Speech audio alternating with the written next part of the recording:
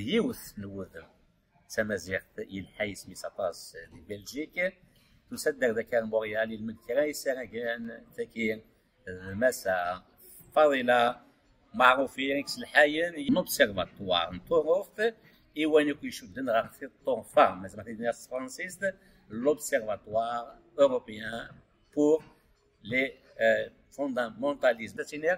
Et Massa Fadila معروفين زفلة أزول فضيلة إلا قدرت تحسهم ذاك نسات لول دي بلجيك مشاغي زورانيس تاريفيت تمسلاي تاريفيت يسقسينا دي لينس فرانسيست مشا أو يفن نظر ما إلا دغات تمسلاي تاريفيت نغلا فضيلة هادي نتكلم مسلايين تيكيو 5 ستريفيت الوالدين وسين المغرب نادور نصور تمازيغ المغرب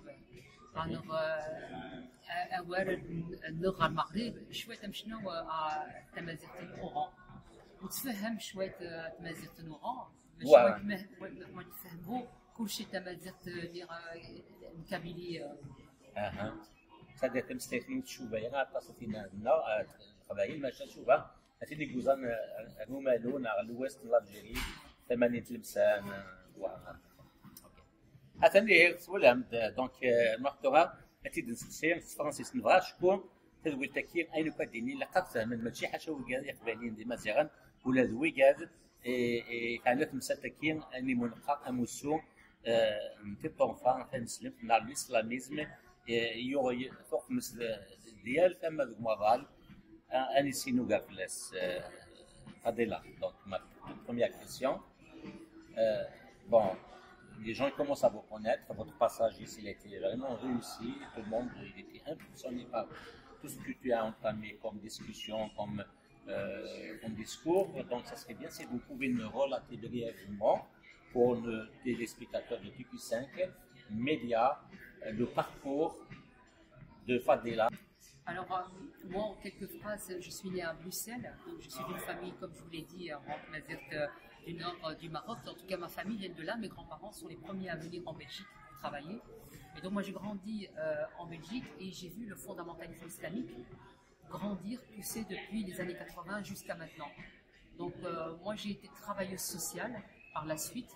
Et puis après, j'ai commencé des études d'anthropologie parce que je voulais comprendre tout ce qui est en train de se passer. Parce que ce que je voyais, c'est que l'islamisme était en train de détruire en fait les familles qui étaient de confession musulmane et qui venaient du nord du Maroc, du nord pardon, de l'Afrique, notamment des Marocains, parce qu'en Belgique, il y a une grande majorité de Marocains, mais en France, vous avez aussi une grande majorité d'Algériens.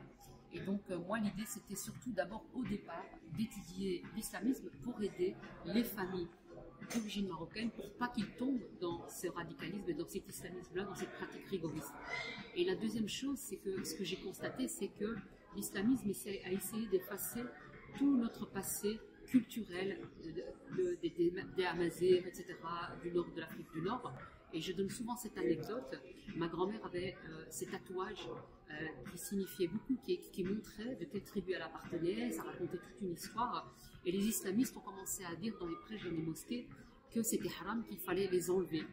Quand j'ai vu ma grand-mère la première fois aller vers l'hôpital pour les enlever, parce qu'on lui avait dit que c'était haram et qu'elle avait peur d'aller en enfer, parce qu'à cette époque-là, nos grands-parents ne connaissaient pas grand-chose. En fait, j'ai vu sa tristesse dans le regard, parce que c'est des tatouages, quand elle m'a raconté, elle a eu ça quand elle était enfant, et pour elle, c'était toute une histoire, c'était une culture, on lui a arraché, et moi, j'ai gardé ça dans ma mémoire, cette tristesse-là. Elle ne le disait pas, mais dans ce que moi j'ai vu dans le regard, pour moi, c'était toute la tristesse. Et pourtant, même pour moi qui ne connaissais pas vraiment ce que ça signifiait, les tatouages, pour moi, ça signifiait beaucoup, parce que c'était vraiment l'empreinte de d'où on venait. C'était quelque chose d'historique, d'une histoire pour moi, qui devait être transmise. Et c'est ça qui a été effacé. Mais moi, finalement, ils n'ont pas vraiment réussi à l'effacer, parce que j'ai gardé dans ma mémoire, en fait, la douleur qu'elle transmettait par son regard. Donc voilà, comme par hasard, Fadela, vous avez parlé de tatouage. Une semaine avant que vous veniez, donc on a reçu un cinéaste, un jeune qui vient de France. Il a fait un reportage sur les tatouages chez les Berbères. Il a mis le focus sur les femmes kabyles Mais plus tard, il m'a dit, je vais aller vers les Chaouis, les Réfins. Juste le hasard a fait que vous avez parlé du même sujet. Ça, c'est entre parenthèses. Maintenant, je reviens sur... mes questions seront un peu différentes parce que maintenant, les gens vous ont suivi, vous avez raconté beaucoup de choses. Moi, je vais me focuser sur notre milieu berbère. Et notamment, j'ai été à Bruxelles, j'ai été en Belgique à quelques reprises, plusieurs fois même. J'ai remarqué qu'il y a une forte diaspora rifaine, notamment. Vous avez dit algérienne, kabyle, mais pas trop. Hein. J'ai remarqué qu'il y a beaucoup les rifains. Ce qui m'a frappé beaucoup plus, Fadila, en discutant avec les uns et les autres là-bas, c'est que il y a le côté positif chez les rifains. J'ai remarqué que leurs parents ils leur ont transmis la langue, ils parlaient, c'est parfait, mais par contre, ils considéraient peut-être que l'islam fait partie de leur identité. Ça a été une erreur parce que maintenant, les rifains, les jeunes que j'ai vus là-bas, ils se reconnaissent beaucoup plus dans l'islam que dans leur langue. Est-ce que ils n'ont pas compris que la religion, ça fait pas partie, c'est pas un élément d'identité, c'est plutôt la langue, la culture. En fait, ce qui s'est produit surtout, c'est que nous, on a été très attachés à notre langue et à notre culture rifaine. Le problème, c'est qu'on a eu des mosquées, les Saoudiens ont beaucoup investi dans les mosquées à Bruxelles. Ils ont mis beaucoup d'argent. Et en même temps, nous avions un roi qui lui mettait plus l'accent sur l'apprentissage de l'arabe. Il n'aimait pas trop les rifains parce que les rifains avaient une forte revendication d'identité rifaine. Ce qui s'est produit, c'est que comme nous, cette génération, on parlait encore rifin, donc d'abord il a envoyé une grande partie des rifins pour aller travailler en Europe parce qu'il voulait se débarrasser de nous pour qu'il n'y ait plus de revendications. Et ce qui s'est produit, c'est que comme nos grands-parents pensaient revenir, après avoir travaillé, pensaient revenir au pays et donc nous ramener au pays. Comme il y avait cette idée-là de revenir au pays, le roi Hassan II a décidé d'envoyer des professeurs de l'État marocain pour nous apprendre l'arabe. Et donc, dans les écoles publiques, on a commencé à avoir des professeurs d'arabe. Moi, je ne me reconnaissais pas. Parce que quand on me disait, on va apprendre l'arabe parce que vous allez retourner dans votre pays parce que vous êtes arabe, moi, je ne pouvais pas le reconnaître. Moi, je me disais, mais non, je ne suis pas arabe, moi, je suis berbère. Donc, moi, j'ai rejeté complètement l'arabe.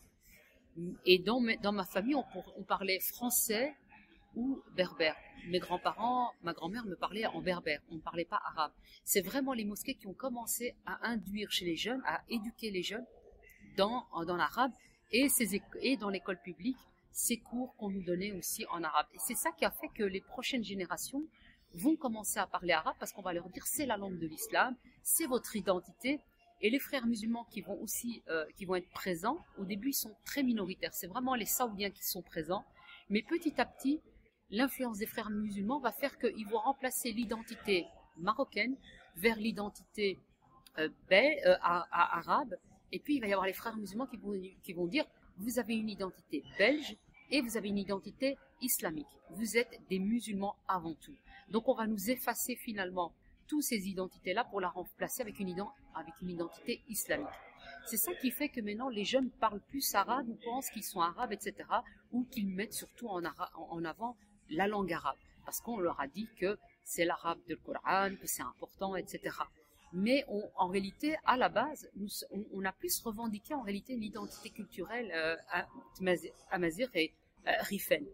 Après, on le voit maintenant, par exemple, quand on regarde Al Jazeera AG+, qui est une chaîne européenne d'Al Jazeera, qui est une chaîne qatari et frères musulmans, en réalité, quand on les entend, eux, ils ont pris des figures emblématiques rifaines, comme je pense que c'est Abdelkrim, il me semble, en tout cas une grande figure marocaine qui a combattu justement, qui a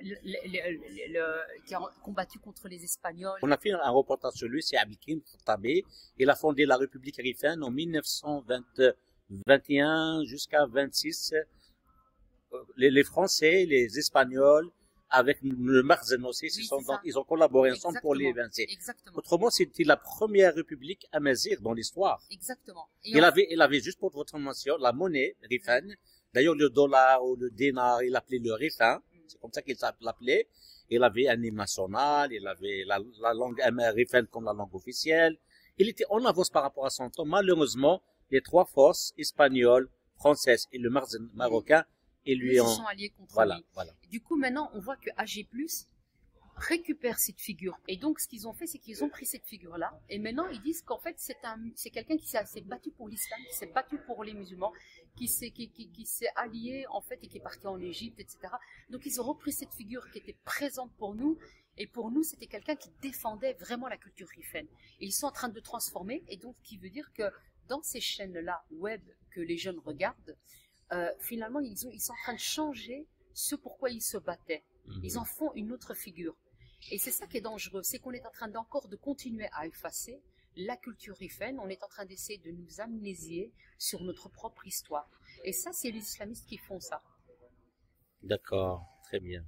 Bien, c'est bien de le savoir, mais aussi, Fadela, il y a quelque chose qui me dérange un peu avec les autorités ou le gouvernement, l'État belge, c'est que j'ai entendu dire, vous pouvez le confirmer ou pas, c'est qu'ils ont donné la gestion de l'islam à des Saoudiens. Est-ce que c'est vrai? En fait, ce qui s'est produit, c'est que dans les années 70, il y a eu un grand incendie qui a touché la Belgique dans une des rues commerçantes, une des plus grandes rues commerçantes. Et ça a fait des centaines de morts qui sont morts dans l'incendie. Ça faisait depuis longtemps que les Saoudiens et que les frères musulmans demandaient des locaux, demandaient un emplacement pour pouvoir créer une grande mosquée. Ça avait toujours été refusé par la Belgique, sauf qu'à partir du moment où il y a eu cet incendie, l'Arabie Saoudite a financé et a aidé la Belgique en disant, ben voilà, nous on va vous aider, on va tout refinancer, on va tout reconstruire. Et le roi Baudouin à l'époque, se disant, ben, comme on a eu de l'aide de leur part, on va leur offrir le pavillon au cinquantenaire pour qu'ils puissent construire la mosquée, pour qu'ils puissent avoir une mosquée à Bruxelles. Donc ils ont donné le cinquantenaire pour une durée de 99 ans. Un autre avant, pour ceux qui ne savent pas, c'est le 19. Pardon. C'est ça. Et alors maintenant, après, il y a eu quand même les attaques, des attentats. Il y a, à un moment où il y a eu les attentats en 2016, etc., là, on a commencé à se poser des questions. Là, en tout cas, les Belges ont commencé à se poser des questions en disant, tiens, on a des islamistes ici, on a des djihadistes. Qu'est-ce qui s'est passé? Pourquoi est-ce qu'on a eu des jeunes qui sont partis commettre des attentats? Et pourquoi est-ce qu'il y a autant de jeunes qui sont radicalisés, qui partent en Syrie, en Irak, etc. Ils se sont rendus compte qu'il y avait des mosquées salafistes, et donc ils se sont dit, bon, bah, on a des gros problèmes, on a des gros problèmes aussi avec la grande mosquée de Bruxelles, et que beaucoup se sont radicalisés en allant suivre des cours dans cette mosquée, dans la grande mosquée de Bruxelles, qui était tenue par les Saoudiens. Donc ils ont supprimé la tenue, donc la grande mosquée de Bruxelles n'est plus sous les mains des Saoudiens. Donc ils ont mis une espèce de gestion, on va dire, elle continue d'exister, une gestion pour les musulmans sur place, mais ce qu'ils ne se rendent pas compte, c'est que les pires, en fait, ils ont enlevé aux Saoudiens pour finalement les donner aux frères musulmans.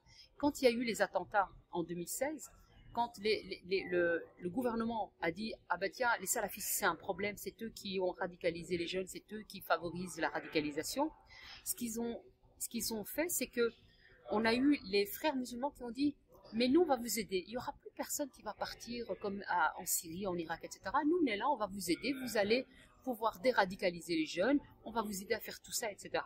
Ce qu'ils ont fait du coup, c'est qu'ils ont laissé certaines mosquées à la gestion des frères musulmans.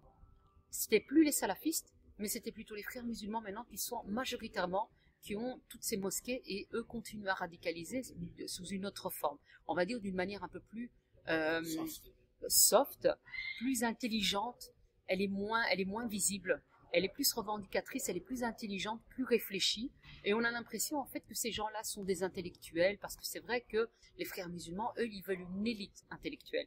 Mais ça ne veut pas dire que le fond a changé. Le fond est toujours le même que les salafistes. La seule différence, c'est que eux, ils ont compris qu'il fallait être stratégique et qu'il fallait penser sur du long terme, et que on pouvait utiliser la ruse. C'est-à-dire qu'il ne fallait pas tout de suite revenir avec des revendications, mais il faut négocier avec les Belges. Comme les Belges aiment bien négocier, mais ce que les Belges n'ont pas compris, c'est qu'ils ont affaire à des gens plus malins qu'eux, plus intelligents, plus habiles, qui ont l'habitude de négocier et d'avancer leur pion. C'est là où nous en sommes maintenant. Et si vous voulez, les frères musulmans, là où ils sont aussi intelligents, c'est que quand ils arrivent et qu'ils revendiquent quelque chose, ils ne sont pas d'une manière frontale, ils viennent tout doucement. Donc ils vont dire, ah bah oui, il faut peut-être ils vont d'abord au début dire, ah mais c'est pas trop grave, ok, on va laisser permettre aux filles d'aller à l'école. Puis après, on a permis aux filles d'aller à l'école, ok, est-ce qu'elles peuvent pas mettre ne serait-ce qu'un petit voile, parce que ça c'est quand même la religion. Puis certains vont dire, ah bah oui, pourquoi pas finalement.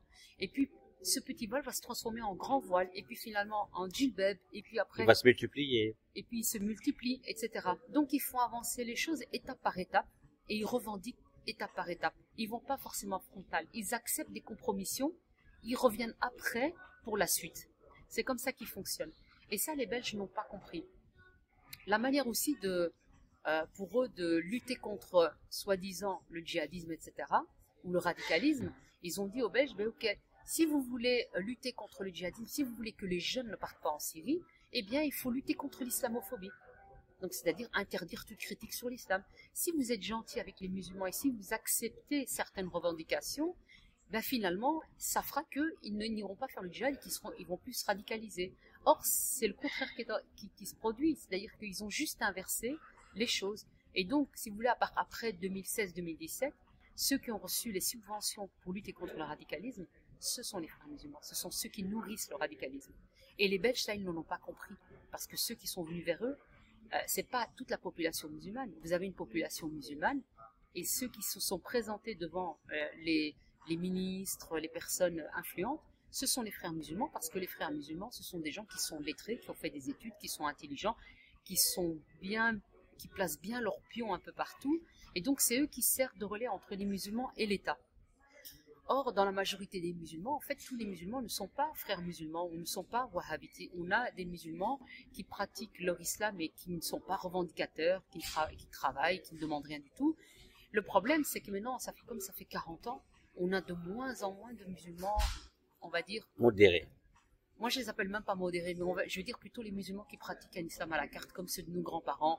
Ils pratiquaient la prière, ils faisaient le ramadan, mais c'est tout. Ils n'étaient pas prosélytes. Ils sont très peu nombreux maintenant, ces Maintenant, gens-là. ils sont très peu nombreux. Maintenant, ça s'est complètement inversé. Autant il y a 20-30 ans, on pouvait encore essayer de récupérer quelque chose, autant maintenant, on a complètement passé de l'autre côté, parce que la politique belge, surtout la partie de gauche, comme ils avaient besoin de votes musulmans et qu'à Bruxelles, on a une grande population de culture musulmane, ce qui fait qu'ils pensent que pour avoir le vote des musulmans, il faut pouvoir accepter toutes les revendications.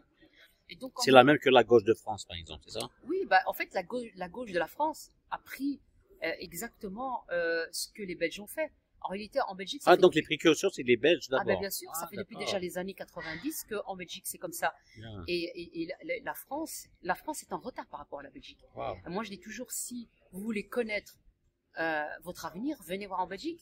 Toute l'évolution, c'est exactement ce qui est en train de se passer en France, et c'est ce qui va se produire ici à Montréal, parce que les frères musulmans fonctionnent de la même manière.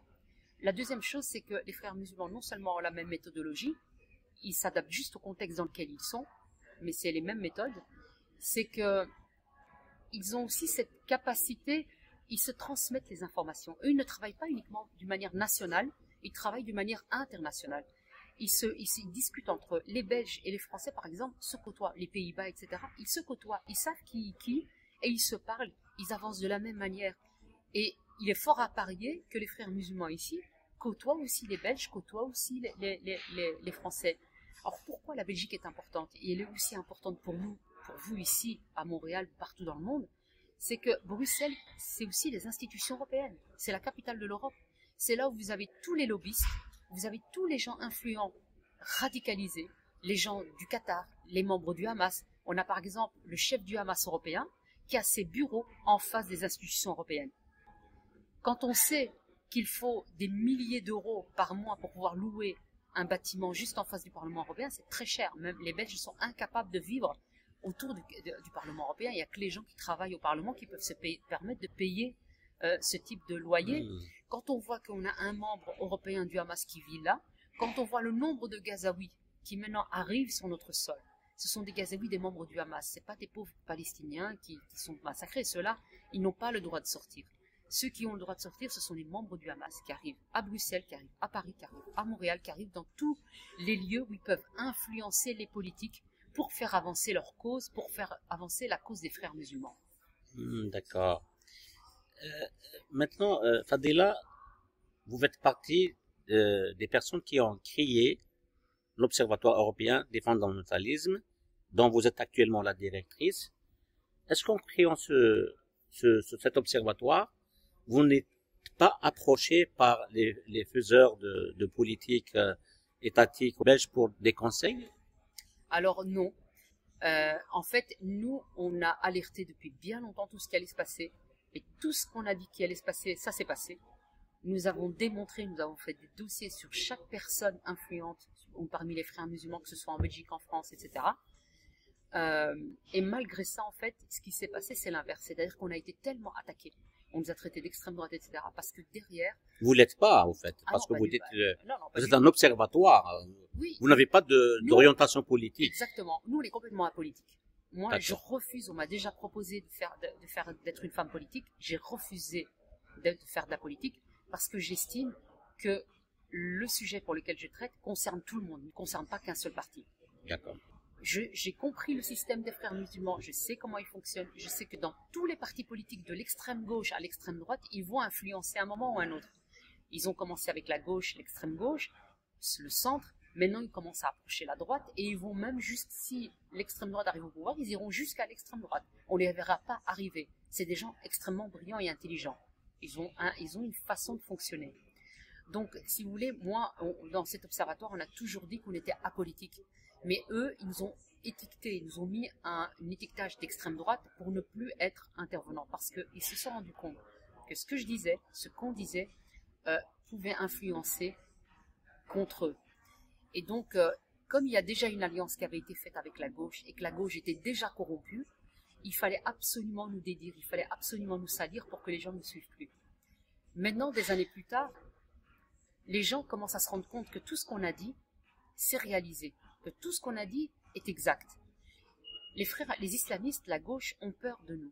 Pourquoi ils ont peur de nous? Parce que, comme probablement que vous le savez, c'est que en islam, la plus grosse peur en islam, c'est la fitna, la division. Et à partir du moment où vous avez des gens qui sont de l'intérieur, qui critiquent ce qui se passe à l'intérieur, pour eux, ça risque de créer la zizanie, ça risque de créer on risque d'avoir des gens qui vont commencer à se poser des questions et à sortir de tout ça. Et ça, ils ne supportent pas. Le fait que je parle, ils savent très bien que ma parole pourrait porter. Et ils voient, au début, disons qu'ils ne prenaient pas trop au sérieux. Ils se disent, cette petite-là, personne ne va l'écouter, qui elle est après tout, etc. Sauf que, comme je suis aussi rifaine, etc., et que je connais aussi ceux qui sont issus de ma communauté, je leur parle dans un langage, on va dire, qui est tout à fait, qui peuvent comprendre.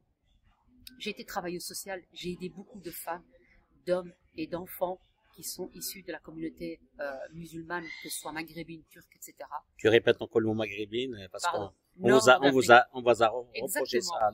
C'est parce que dans notre vous l'avez corrigé d'ailleurs dans une émission radio oui, ici. Oui. Mais c'est parce que, si vous voulez, on a été scolarisé et dans notre scolarité, c'est comme ça qu'on l'apporte. Mais c'est vrai, très justement, le nord de l'Afrique, en fait, ou même les Turcs, finalement, quand je leur parle, ils comprennent bien que comme j'ai été travailleuse sociale, que j'ai accompagné beaucoup de gens, et que surtout, moi, ce que je constate, c'est qu'il y a une grande souffrance au sein de la communauté, parce qu'il y a beaucoup de violence, et que l'islam et l'islamisme a apporté beaucoup de souffrance à l'intérieur de la communauté. On voit bien que dans les écoles coraniques, l'apprentissage du Coran se faisait avec la violence. On frappait. La violence est justifiée aussi. Et ce qui fait que moi, si vous voulez, quand j'ai eu des familles, j'ai beaucoup aidé les familles à s'en sortir, que ce soit des femmes qui étaient battues, des enfants, des adultes, etc. Donc, ces gens-là, ils savent que je suis sincère. Moi, j'ai jamais caché ni ma critique ou quoi que ce soit. J'ai toujours été sincère dans mes propos. Et donc, j'avais même des femmes voilées avec qui je discutais, même sur le voile. Je leur disais, écoutez, moi, je suis contre le voile parce que pour moi, le voile, c'est ça, ça, ça. Et ça s'est très bien passé. On n'y a jamais eu ni de non-respect, ni d'elle, ni de moi. Et même la plupart me disaient, oui, c'est vrai, t'as raison.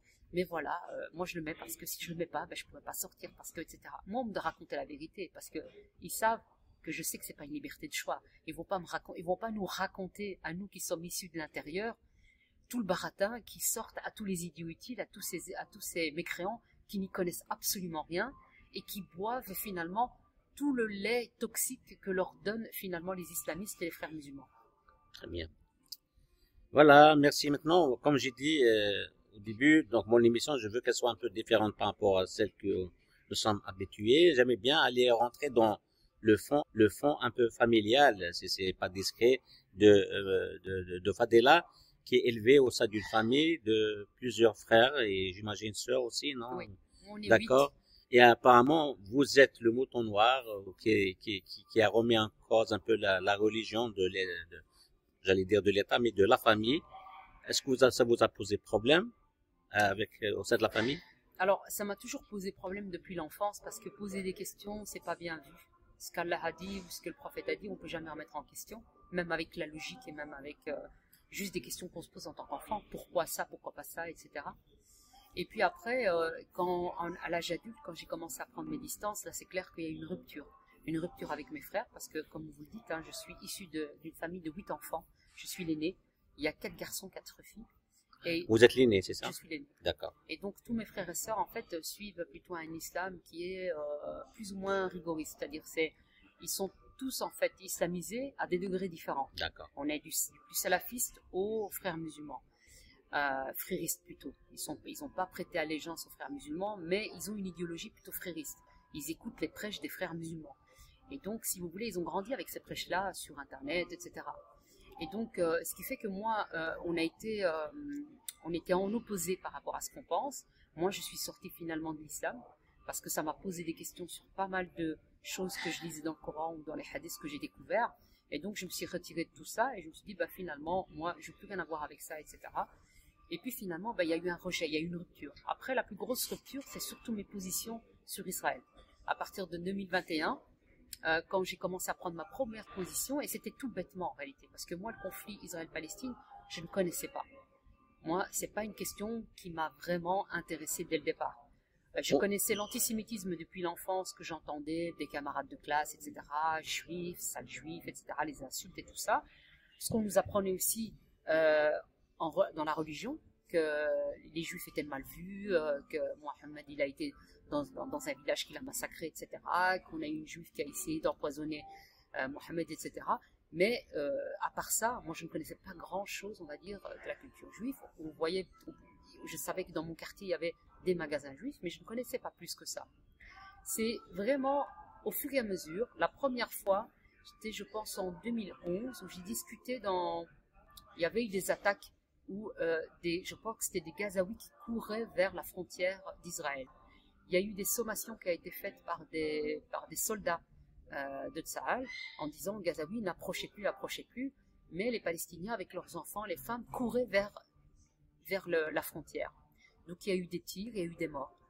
Et j'étais dans un groupe de femmes qui réunissait les femmes juives et les femmes musulmanes ensemble pour la paix, etc. Et à un moment donné, les gens, ça commençait à être conflictuel et tout le monde commençait à se dire « Ah, mais oui, Israël attaque et tout ». Mais encore une fois, moi, je ne connaissais pas du tout ce conflit. Donc moi, la seule question qui m'est venue, et j'ai posé vraiment d'une manière très naïve, en disant « Mais moi, il y a une question qui me taraude, c'est que pourquoi moi, si j'étais une mère de famille avec des enfants, je mets d'abord mes enfants quelque part, je les cache, je les mets à l'abri, et ensuite, à la limite, je vais faire la guerre.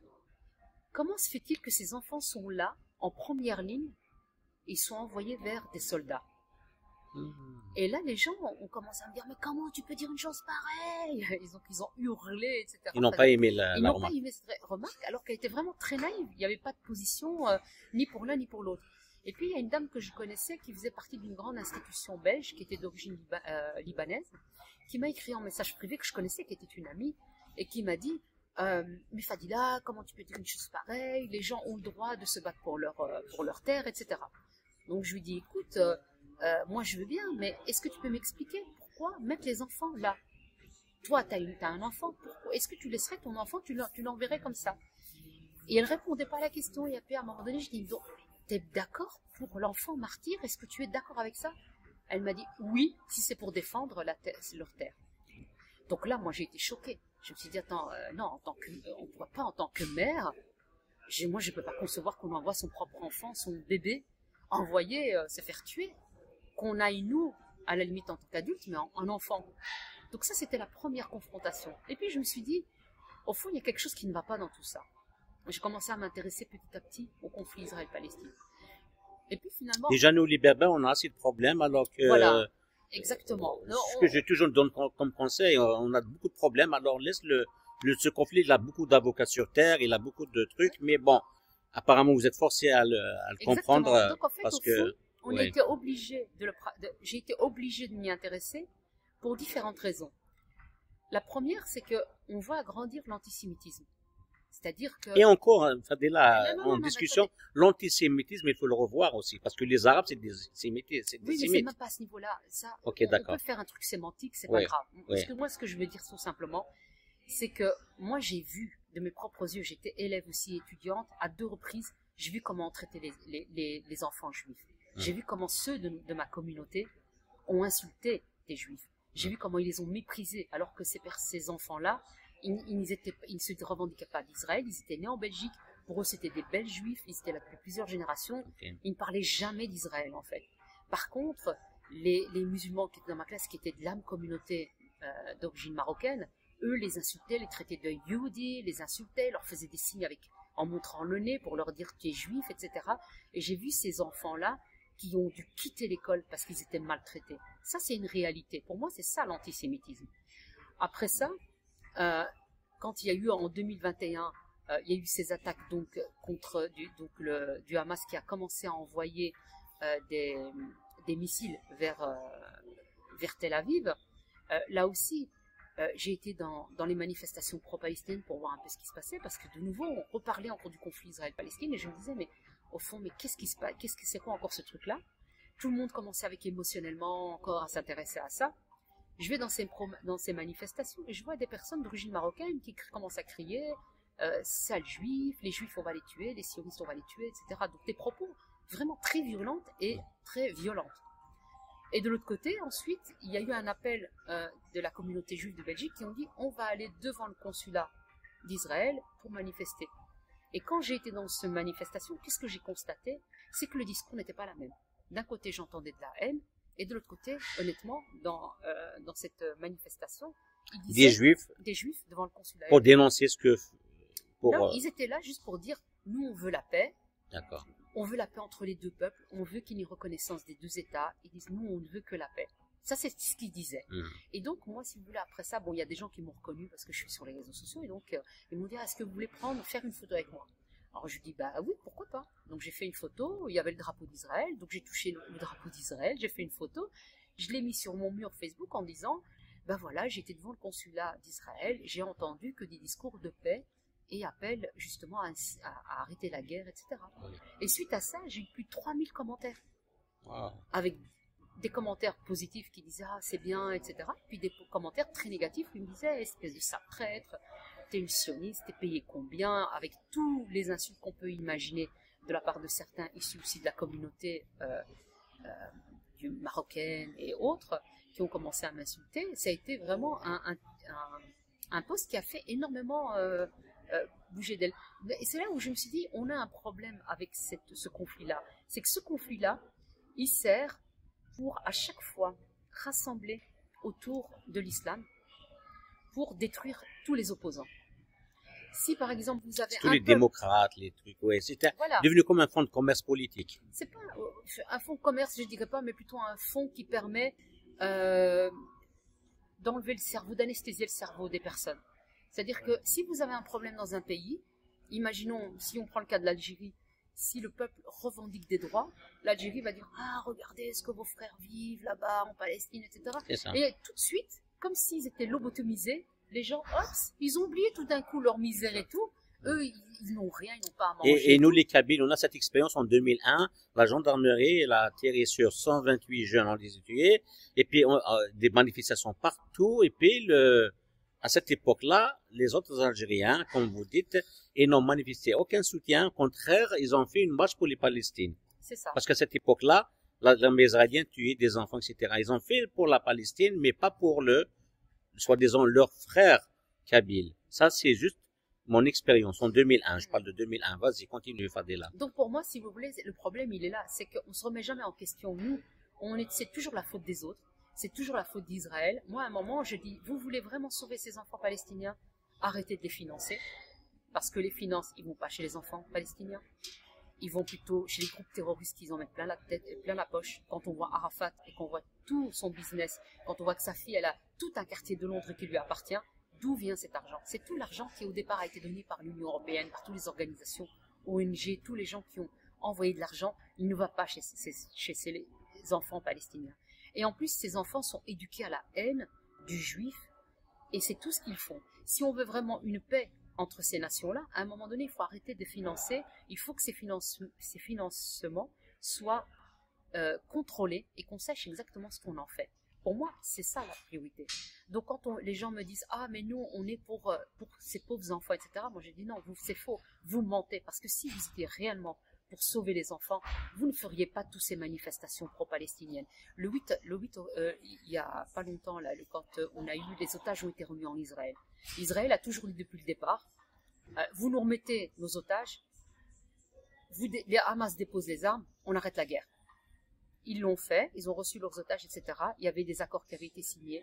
Et pourtant, quand on regarde tous les manifestants et tous ces gens qui crient dans le monde que les pauvres Palestiniens, il faut arrêter la guerre, etc., ils continuent quand même à haïr, quand même à faire des manifestations pour insulter, pour créer de la zizanie, etc., autour d'Israël, etc. Donc je pense qu'avant de regarder les autres, il faut déjà se poser des questions par rapport à soi-même et sur notre propre comportement. Or, jusqu'à présent, ce n'est pas ce qui est fait. Et malheureusement, je pense que tant qu'on n'a pas fait ce travail-là, malheureusement, la guerre, elle va quand même continuer. Parce que tant qu'on éduque les enfants à la haine, il n'y aura pas, la paix n'est plus possible, c'est pas possible. Il faut éduquer les gens à réfléchir et surtout à penser à la paix plutôt que faire la guerre. Plutôt à essayer de construire avec les autres plutôt que détruire. Quand on regarde tout ce qui a été fait par les islamistes, on regarde la Syrie, l'Irak, tout le patrimoine culturel et historique a été détruit par Daesh. C'est la première chose qu'ils ont fait, c'est détruire tous les statues. Ils ont détruit tout ce qui était culturel. Bon, une partie ils l'ont vendu aussi, hein, parce que ça ils disent pas. Ils disent pas qu'ils ont fait aussi un fonds de commerce, ils ont vendu tout ce qu'ils pouvaient archéologiquement récupérer pour justement alimenter l'argent du terrorisme.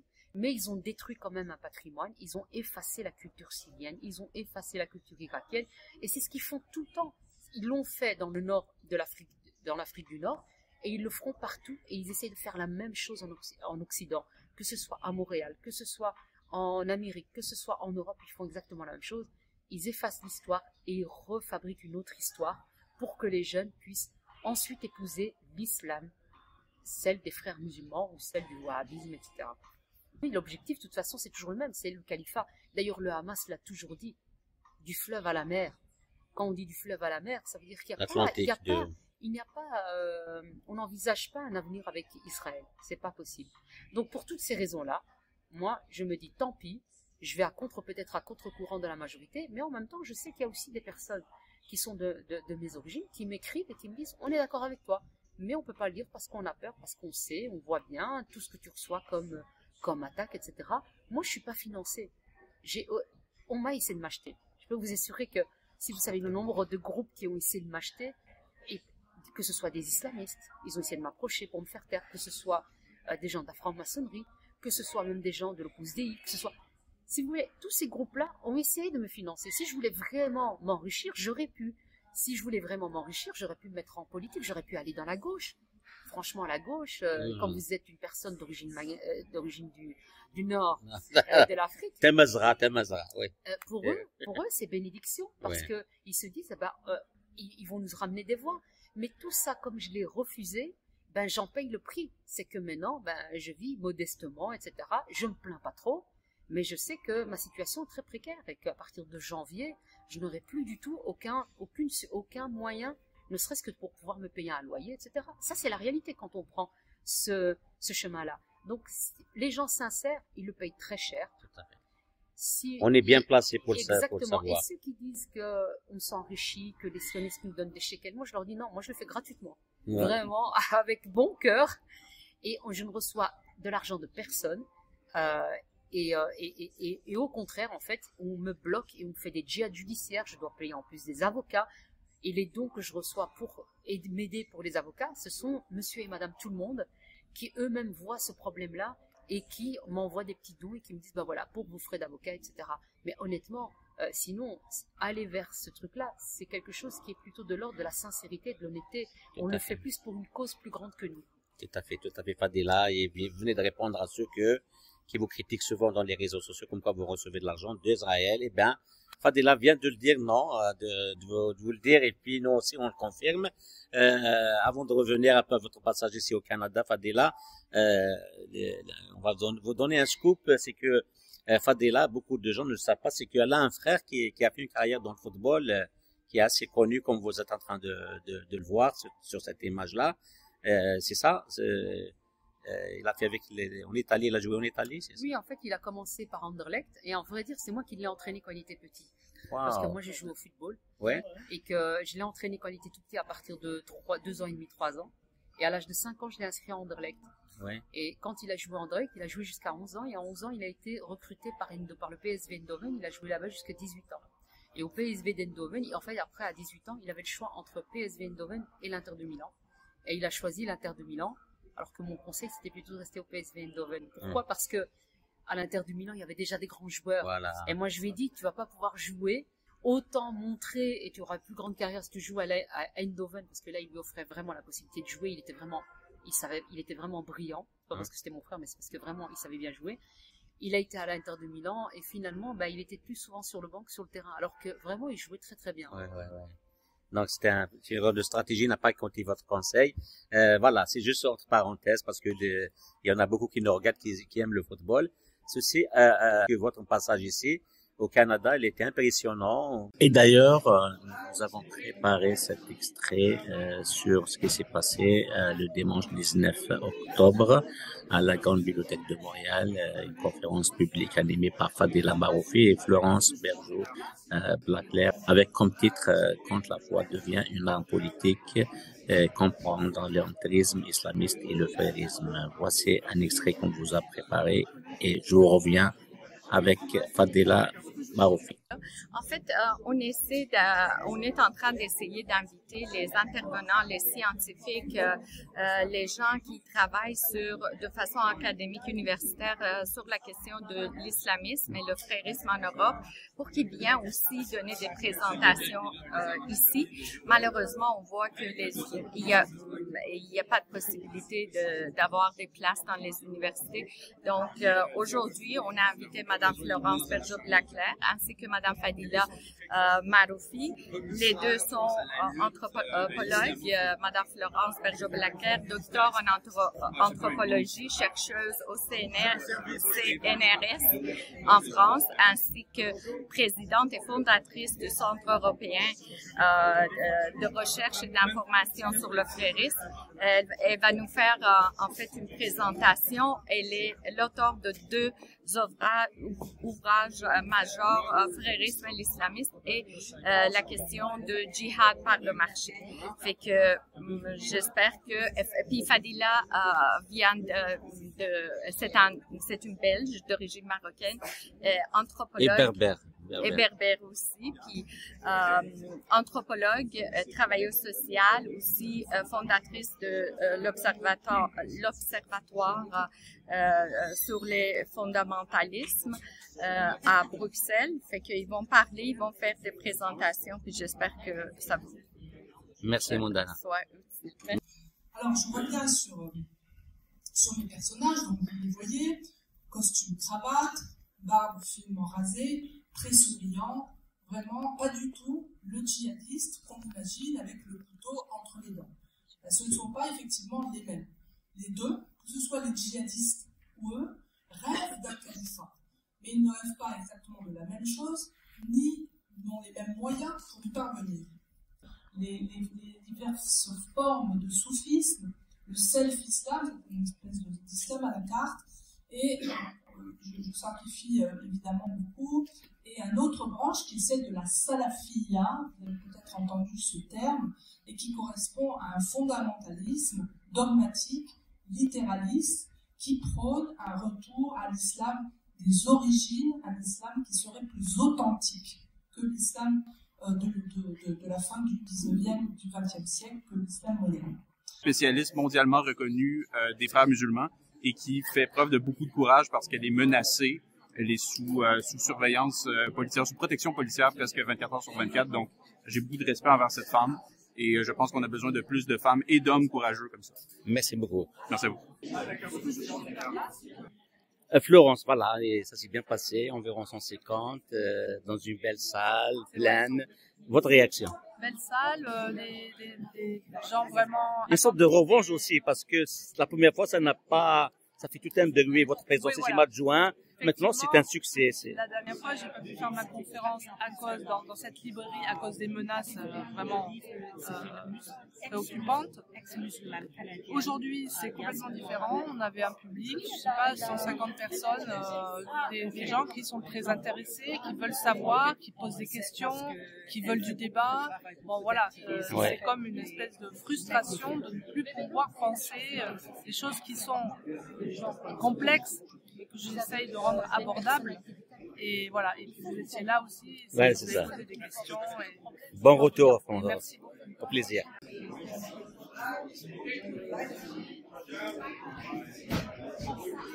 Azul tout d'abord, donc je vais parler surtout de l'islamisation à travers le prisme de mon expérience personnelle. Ouais. Je vais parler des violences intrafamiliales aussi, l'impact en tout cas de la violence de la communauté musulmane sur leurs propres enfants, les conséquences que ça a et les conséquences que ça a sur notre société et l'impact par rapport justement au radicalisme et à l'islamisme.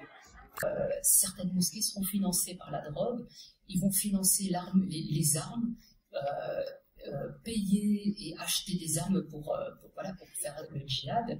Et donc c'est ça qui va produire par la suite, si vous voulez, des jeunes délinquants qui vont ensuite passer dans le radicalisme et dans la lutte armée du djihad islamique. Et d'ailleurs, il y a beaucoup de jeunes que moi je connais parmi aussi mes frères quand même qui ont participé, qui ont fait partie des grands banditismes, qui vendaient de la drogue eux-mêmes et qui ensuite ont fait partie de tout ce qui était logistique, fournir les armes, etc. pour commettre des attentats. Mais à côté de ça, on avait quand même aussi les frères musulmans de l'autre côté, qui nourrissaient aussi ce djihad, qui nourrissaient aussi un ressentiment de la part de cette jeunesse musulmane. On avait notamment Tariq Ramadan, qui était très largement répandu, on le voyait à la télévision, à la chaîne nationale belge, et on nous disait c'est le représentant des musulmans, c'est lui le référent, c'est un grand intellectuel, il parle bien, etc. Et c'est vrai que nous, en tant que jeunes, on avait besoin d'une image de personnes qui réussissent, qui parlent très bien, etc. Et donc, nous, on le voyait comme un musulman qui parle bien, un intellectuel, qui en plus, on pensait, il parlait de réforme, on pensait qu'il allait moderniser l'islam et que finalement, il allait nous libérer de l'islam radical et rétrograde. Et en fait, c'est vraiment qu'à 19 ans, que je vais me constater que ce n'est pas le cas en lisant de ces ouvrages, parce que je vais entendre aussi dans certains médias français qui disent « oui, là, double langage, etc. » Donc je vais me dire « bon, je vais acheter son livre, je vais le lire. » Et là, je lis « Réforme de l'islam, revenir aux pieux anciens. » Et là, je me dis « attends, c'est pas du tout le même mec. Le type, il nous balance que vous êtes libre, que vous avez le droit de porter le hijab. » Et donc, il inverse même ça, parce qu'avant, nos parents nous disaient vous êtes obligés, vous devez porter le hijab, etc. Et nous n'aimaient pas trop ça. D'ailleurs, la plupart des filles ne voulaient pas porter le voile. Quand moi j'allais à l'école, le fait que l'école interdisait le port du voile, pour moi, c'était une bouffée d'oxygène. Si on se tient au courant, je vous dirai quoi qu'on puisse... Mais vous avez vu Florence ou pas? Oui, je l'ai vu. Ok. Bon entraînement. C'était super. Merci beaucoup. Merci. Fadila, post-conférence, votre réaction, vous avez gagné beaucoup de cœur aujourd'hui. On découvre, les Québécois découvrent Fadila. Donc, c'est quoi votre feeling, votre réaction? Tout d'abord, je pense que les Québécois sont prêts à entendre certaines choses et certaines vérités. Donc, il faut vraiment les informer, les mettre au courant. Deuxièmement, je pense qu'il est impératif qu'ils mettent en avant plus leur culture, qu'ils montrent la beauté de leur culture, parce que je pense qu'ils en ont. Toutes les cultures ont des beautés, comme pour les Kabyles, comme pour toutes les cultures qui ont été effacées par l'islam, en fait, et par les islamistes. Et donc, je pense qu'il faut mettre ça en avant, parce qu'il faut faire aimer sa culture à ces jeunes. Ce qui manque aux jeunes, c'est la fierté. C'est qu'est-ce qui va leur rendre fiers de qui ils sont. Et donc, je pense que si on veut réellement combattre aussi l'islamisme, ce que j'ai pas pu encore vraiment développer, c'est ce volet-là. C'est-à-dire faire aimer sa propre culture, faire aimer son histoire, raconter son histoire, pour que les gens puissent avoir la mémoire, la garder, et ne pas se faire avoir et se faire effacer tout ça par les islamistes. Donc mon nom c'est Dominique. Bon, écoutez, je fais partie de l'organisation de la soirée, et je trouve que ça a été de très belles interventions avec deux femmes de qualité. Florence Berger-Blacard est connue déjà, Fadila Marawi et belge, belge et marocaine. Berbère. Ouais, berbère. Donc elle est intervenue aussi de façon magistrale. Donc il y en a une qui a expliqué les choses de façon plus académique, et puis Fadila, elle a parlé de son vécu. C'était extrêmement intéressant. On est même un peu surpris de la réussite de cette conférence, puisqu'il y avait à peu près 150 personnes, ce qui est quand même exceptionnel, alors que, bon, comme on le sait, ce n'est pas quelque chose qui a été publicisé, et encore une fois, c'est quelque chose dont on parle peu, c'est quelque chose dont il faut faire attention, ces deux femmes sont menacées, comme vous le savez, donc c'est pas évident pour elles de venir, et quand même d'avoir autant de monde qui viennent assister à cette conférence, c'est un succès. Donc on peut en être ravis, on va espérer que tout ça essaime un petit peu partout et que dans la société québécoise, il y ait des prises de conscience qui puissent se faire grâce en partie à ces femmes-là. Oui, c'était quand même beaucoup de monde. J'ai été très fière. Puis ça a bien déroulé. On a eu, moi je buvais là les paroles. Ouais. Ça a été très. Des deux intervenantes. Oui, absolument. Fadila et Florence. Merci Et beaucoup. merci à vous aussi. حميد كشري توصيدا تولي دا سيغا كين نمسا فضيلة معروفة كنمسا فلورنس بلاك لير شو تسمو غلينك شو ذو حلفوينك كيني يعجبني مليح الحال. C'est une très bonne conférence. نتمنى دوغالنت encore une fois parce que les Québécois, je pense que les Québécois et les Canadiens n'ont pas eu l'occasion de mesurer complètement le danger frériste et islamiste dans les sociétés occidentales. Donc, c'est une très bonne conférence, mais je pense qu'il y aura une suite. Il faut qu'il y ait une suite. D'accord. Absolument. Hamid. Vous avez gagné beaucoup de cœur, Fadila, donc c'est quoi le bilan? Vous avez fait les plateaux, TV, radio, une belle conférence à la bibliothèque. Alors moi, ce que j'ai constaté, c'est que les Québécois sont prêts à entendre et ils veulent comprendre ce qui se passe. Je pense que beaucoup voient qu'il y a un problème, mais ils ne comprennent pas qu'est-ce qui se passe derrière, etc. Donc ils veulent comprendre. Donc moi, ce que j'ai pu constater surtout, c'est qu'il y a une grande écoute des gens. Ils posent beaucoup de questions pour savoir. Par contre, le message que je passerai surtout aux personnes qui sont kabyles ou des personnes qui sont issues de la communauté musulmane et qui ne sont pas du tout radicalisées, c'est de vraiment se réveiller et de commencer à aider justement les Canadiens à comprendre, les Québécois à comprendre ce qu'est l'influence, parce que ça va se retourner contre eux, ils vont perdre des libertés. Et ça, s'ils ne veulent pas retrouver ce qu'ils ont dans leur pays, c'est-à-dire des dictatures, etc., ils ont intérêt à se bouger ici, parce que sinon on n'aura plus d'endroit pour respirer. Vos derniers mots, Fadila. Merci beaucoup pour votre accueil. Et vraiment, ici, les Québécois, je trouve que c'est un peuple très chaleureux et assez ouvert. Et ce serait dommage qu'ils perdent tout ça.